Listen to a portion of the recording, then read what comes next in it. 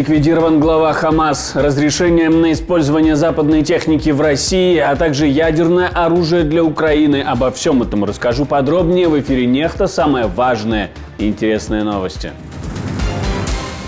Светлана Тихановская рассказала о своих планах и планах оппозиции на выборы в 2025 году. А мы, как демократическое движение, мы просто воспользуемся этой ситуацией.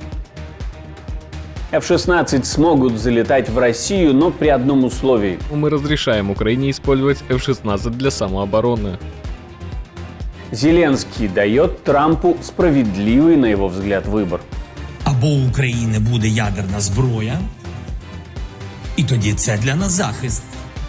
Або ми повинні мати якийсь альянс. Спасибо, что смотрите, спасибо за доверие. Не забывайте про лайки и комментарии. Не забывайте подписываться на наши каналы. Все это очень важно. Поехали. Украинские войска могут использовать F-16 для ударов по территории РФ, по крайней мере те, которые переданы Амстердамом. Министр обороны Нидерландов Рубен Брекельманс заявил, что использование F-16 для самообороны Украины возможно даже в российском воздушном пространстве.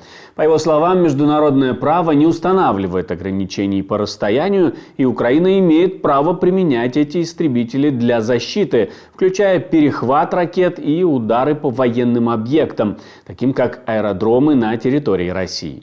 Мы доставили нашу первую партию F-16, сейчас они находятся в украинском воздушном пространстве, и мы всегда говорили, что Украина должна соблюдать международное право. Международное право не останавливается на границе или в 100 километрах от границы, поэтому мы разрешаем Украине использовать F-16 для самообороны. Министр также отметил важность продолжения поддержки Украины, упомянув, что недавно посетил Харьков и Киев и видел серьезную обстановку как на линии фронта, так и в крупных городах. Он добавил, что необходимо усиливать оборону и сдерживание, поскольку российская угроза продолжает расти как в краткосрочной, так и в долгосрочной перспективе. О том, последует ли за этим заявлением серия от других поставщиков F-16 в Украину, мы поговорили с человеком, долгие годы изучающим международную политику, Николаем Капитоненко. Сама возможность разрешать или не разрешать использовать самолеты каким-то конкретным образом немного странноватой. То есть я понимаю, что у западных стран есть желание, предоставляя нам оружие, держать под контролем риски. Вообще они для этого и выбирают стратегию по помощи нам вооружениями вместо гарантий безопасности, например, принятия нас в НАТО, чтобы для себя риски снизить. Но потом делают еще шаг дальше и хотят их снизить еще больше, обставляя использование разных типов вооружений еще какими-то дополнительными условиями. Но я не думаю, что это должно касаться самолетов. То есть мне еще более-менее понятны эти разговоры, когда речь идет о дальнобойных ракетах, потому что это может резко поднять уровень эскалации. Но такая риторика в отношении самолетов, мне кажется, просто излишней, потому что так можно дойти до того, что описывать, каким образом Украина может использовать танки на поле боя или артиллерийские системы. Или у Украины будет ядерное оружие, или она будет в НАТО, говорит Владимир Зеленский в своем разговоре с Дональдом Трампом. А тот в ответ называет такой вывод справедливым. Хто віддав ядерну зброю? Всі? Ні одна. Хто? Україна. Хто сьогодні воює? Україна. І тому виходить у нас так. І в розмові з Дональдом Трампом я йому сказав, у нас виходить так. Який же вихід? Або у України буде ядерна зброя, і тоді це для нас захист. Або ми повинні мати якийсь альянс. Являются ли такие заявления своеобразным давлением на Запад или, может, предупреждением, что у Украины есть только два варианта – НАТО или ядерное оружие? Мы спросили у эксперта, который может переводить с дипломатического на человеческий язык. Ни ядерное оружие, ни членство в НАТО – это не выбор между этими двумя опциями окончательно не за Украиной вообще-то. У нас нет тут свободы выбора. Если нас не принимают в НАТО, а это так и есть, то мы туда не вступим. Это не то, что мы сделали выбор какой-то, выбор сделали за нас. Точно так же, как и ядерное оружие, мы не можем так просто взять, выбрать и получить его. Для того, чтобы стране в современном мире стать ядерной, это нужно пройти очень много испытаний, заплатить очень высокую цену, и последствия будут непонятно какими.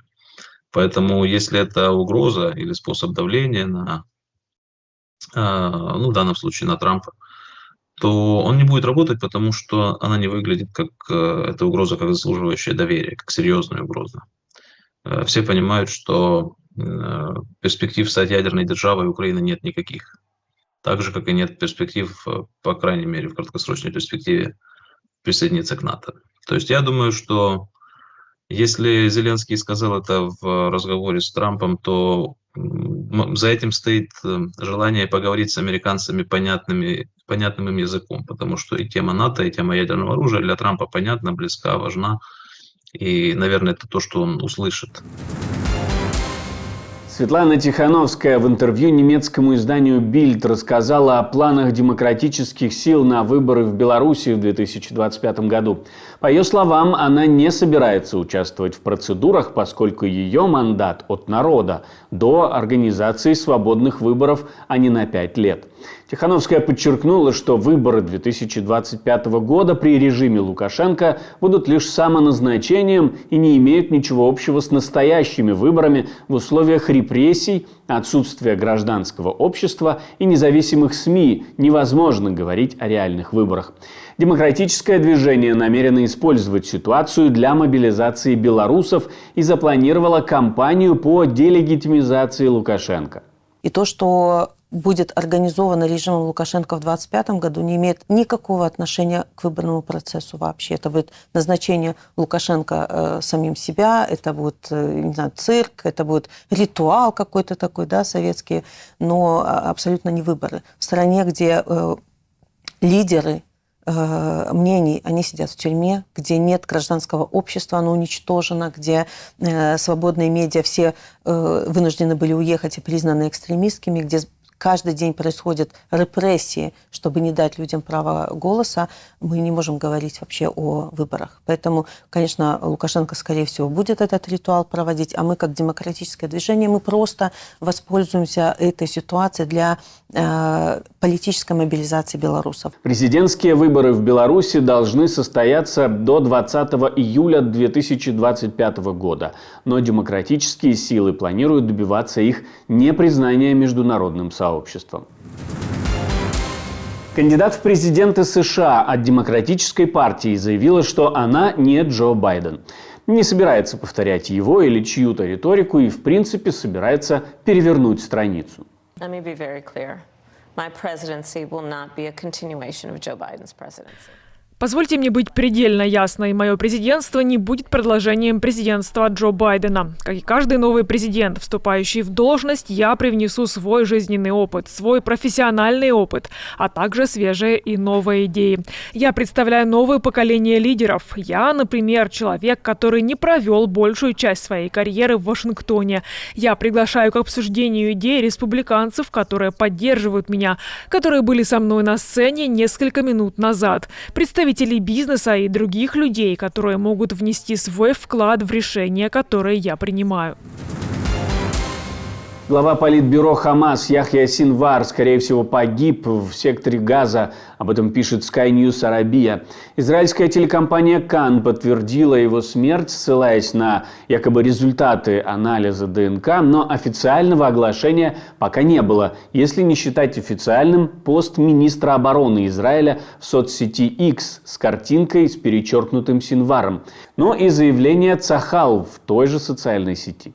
В ходе операции армии обороны Израиля в секторе Газа были ликвидированы 3 террориста. Армия обороны Израиля проверяет возможность того, что одним из террористов был Яхья Синвар. Синвар возглавил политбюро Хамас 6 августа 2024 года, сменив убитого Исмаила Ханию на этом посту.